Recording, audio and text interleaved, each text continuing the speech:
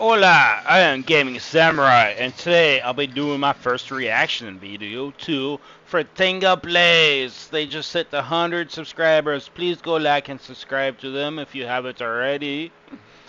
Hey, Nintendo lawsuit with Palworld just got a whole lot worse. Hey. Forgetting that Nintendo is picking a legal fight with just about everyone, and you lose track of this stuff quite easily. Everything from emulators and ROM sites to the bricking situation in Brazil, but we haven't had a chance to get an update on the Palworld situation, as you may recall. Yeah, it's getting crazy, man. Emulators, ROM sites, YouTubers getting struck, and now this Palworld lawsuit. Nintendo's lawyer squad is more active than half their dev teams. It seems like it's crazy. A few months back, we got an update that Palworld had to remove gameplay mechanics in order to appease Nintendo, who claimed that using pals as gliders was a direct infringement on a patent Nintendo has. Of course, this pissed everybody off because who the hell is going to actively root for a corporation outright shutting down gameplay mechanics in other video games because they think they own the very concept of that gameplay mechanic? This was... Just to be clear for viewers, Nintendo isn't just swinging at any game with flying mounts. The specific claim is about the mechanic of mid-air switching between mounts, which they say resembles something patented in Zelda Breath of the Wild. Not everyone agrees it's legit, but that's just the angle. Clearly, Nintendo abusing their power to try and eliminate any sort of competition because Palworld's popularity could not be denied. As we know, Palworld was the second most played game ever on Steam, to the point it surpassed Counter-Strike 2. And for those of you who do not have a concept of how big that is, then let me... True. At its peak, Palworld had over 2 million concurrent players. Just under PUBG's all-time record, man. That is good. It's nuts. Surpassing Counter-Strike 2. That's a major flex. Throw you out some sales figures. As of February 22, 2024, over 15 million copies have been sold, with over 32 million players. You see, numbers like that frustrate Nintendo, and I don't know why, because they have zero interest in selling on PC. Nintendo really believes consoles are still the future, and they do whatever they can to prevent the PC platform from having anything that resembles what Nintendo makes, but better. Because competition is bad for them. They are very, very protective of their platform, to the point that they try to very protective. Sabotage other games to keep their spot. And well, today we have a huge update on that ongoing lawsuit between Pocket Pair and Nintendo. That is sort of good news because I hope Palworld wins so bad, bro. As it turns out, they may not get their way. And any single time Nintendo doesn't have their way, an innocent child is cured of cancer. Nintendo patent lawsuit against Palworld has taken an unexpected turn with the Japanese game. Seeing Nintendo not win is like seeing a shiny Mewtwo in the wild. Gaming giant modifying one of the patents central to the case mid-suit. The move raises questions about the viability of Nintendo's legal strategy against Palworld, and is particularly unusual due to the language used in the new patent. In a new development, Nintendo recently questioned an amendment of one of its patents in suit from the Japan Patent Office. You said Nintendo recently questioned an amendment? I think you meant Nintendo recently requested an amendment of one of its patents. GameSpray reports that the patent in question, JP7528390, describes a system for seamlessly switching between writable objects or mounts. While the request was granted, an examiner deemed that the revised version of the anti-Palworld patent did not introduce any new technical matter. What it did introduce was a reworked claim worded as a large sequence of run-on sentences, numbering 260 words, which can be found on pages 5 and 6. This claim, which describes conditions for triggering the ride switching implementation, includes a provision that it works in the air even when a non... This is kind of a big deal because amending a patent during a litigation is risky. I would think it shows they might be nervous. The original wouldn't hold up. Patent lawyers call this a Hail Mary move. And I only know this because my grandpa was a patent lawyer back in the days. Flying mount is selected. Games phrase patent analyst Florian Moeller describes this phrase as highly unusual. I've been following patent litigation for 15 years for the better part of that period as a consultant, and I have seen many claims that were amended, but I have never seen even when or even if in a patent claim. He explains, the amendment itself may have been prompted by Pocket Pair previously arguing Palworld never implemented the mount switching system described in Nintendo's patent. In that context, this expanded claim appears less clear. Amending a patent in suit mid-case is an uncommon move, potentially indicating that Nintendo feared its intellectual property could be invalidated based on how the proceedings were unfolding. This turn of events also suggests that Nintendo still lacks a solid basis to bring a lawsuit into the United States. Not only has Pocket Pair recently removed the allegedly infringed. Yeah, true. The legal front has mostly been in Japan, so bringing the case to the U.S. would open a whole different can of worms, especially under fair use and U.S. patent law, which treats software gameplay mechanics very differently. Features from Palworld, but it's also simultaneously argued that those elements were never infringing to begin with. On top of claiming the patents themselves are invalid, as a result, Palworld has become what Mueller calls a moving target for infringement, one that Nintendo and the Pokemon company's attorneys are finding difficult to hit. I don't even get it. Now, if that doesn't let you know how petty of a corporation Nintendo is, I don't know what else will. Indeed, this is Nintendo not suing for the sake of trying to win. They are just suing to hurt Pocket Pair financially and make their life harder. Because there's no real case here. There's no way Nintendo's gonna win this. But if they can make Pocket Pair's development life a living hell, then that's just as big of a W for them. To financially cripple them and to try and intimidate anybody else from succeeding the way Pocket Pair. I mean, unfortunately, this happens a lot in corporate law. Dragging out lawsuits to punish rather than win is common. Nintendo may be hoping Pocket Pair just burns out. I think that's what they're hoping for. Nintendo is an evil company. I don't care if you think their games are the best thing since penicillin. Nothing they make justifies this. And I dare you as a Nintendo fanboy to defend it. You want to see me do it again? Which I know you will anyway. But the truth is Pokemon is not that great, and you know it. Because if Pokemon was that fantastic, why would Nintendo be this threatened? It's because Palworld is implementing gameplay mechanics that they should have been implementing well over 10 fucking years ago. It's clear as day that if Nintendo doesn't win a single one of the 3 patents they've claimed, because people seem to forget, but it's 3 patents they are claiming against Pocket Pair, then they'll just move on to another target as they endlessly pursue a legal battle against Pocket Pair. Essentially, it's a goalpost that will be shifted for a long time until Nintendo can settle on something. Why else would they try to update the wording on one of their patents? Exactly. It signals a lack of confidence in their original filing. They're rewriting the rules mid-game because the current ones just are not working out in court. Lawsuit. I'll tell you why. It's because the previous wording just would not hold up in court. They're essentially changing the rules of chess halfway through the game. The fact that they haven't settled on any proper definitions or description of their patent shows that they know they don't have an actual case here, because Pocket Pair has had to force themselves to take gameplay mechanics out of their game for this patent, but then they go on and reword it after they've done that. Pocket Pair should have every right in the world to put everything back in their game after that. How they have to be forced to remove gameplay mechanics while Nintendo gets to rewrite their patents mid-lawsuit? I'm questioning how any of that's even legal, because it's most certainly not ethical.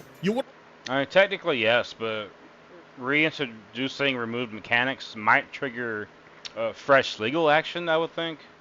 I mean, Nintendo could spin that into willful infringement if the case gets revived, so Pocket Pair has to be very careful. Wouldn't have to do that if you knew you had a solid case on your hands. Moeller, a games industry veteran and former Blizzard consultant known for the likes of Foss Patents blog, notes for GamesFray that litigants don't change a patent in the middle of an infringement case unless they feel the patent is at a fairly high risk of being deemed invalid in its original form. That's exactly what Nintendo has done, and while that doesn't mean they always lose, cases where patents are modified in this way, it does shake the certainty Nintendo projected when it filed the lawsuit last year. Of course they did. They decided to patent these things last minute as well. Let's not forget. Nintendo patented all of this as a response to the success of Palworld. They saw it as a threat to their Pokemon franchise, which I'm not sure why they did because they're two different audiences. People who play Palworld are legally old enough to drive, and people who play Pokemon haven't hit puberty yet. And you can tell because it's people like Griffin Gaming who buy these things. Moreover, the amended claims are just plain weird in Moeller's informed opinion. Looking at the new verbiage shared and machine translated by the Japan Patent Office, his read of the amendments is understandable. The patent in question relates to the writing or mounting tech that Nintendo has in so many words and files compared to the PAL mounting in Palworld. There's particular emphasis on smoothly switching from riding one character, creature, or another to another, like, as Moeller says, jumping from a running horse to a flying dragon, and how this relates to the physics of the game world. Smoothly. Brace yourself, not just for the patent speak, but for machine translated patent speak. One segment from one of the corrections reads, "The computer causes the selected boarding character to board the player character so that the player character can move, and even when any boarding character other than the aerial boarding character are capable of moving in the air is the currently selected boarding character, and the first operation input is given when the player character is in the air." Bro, it sounds like ChatGPT is having a stroke while typing this shit out. This is crazy, computer dude. causes the aerial boarding character to appear in the virtual space and causes the player character to board the aerial boarding character instead of the currently selected boarding character from among the boarding characters. Boomhauer, I didn't understand a Boomhauer. word you Oh, this show's coming back! Yeah. So excited. Damn legalese.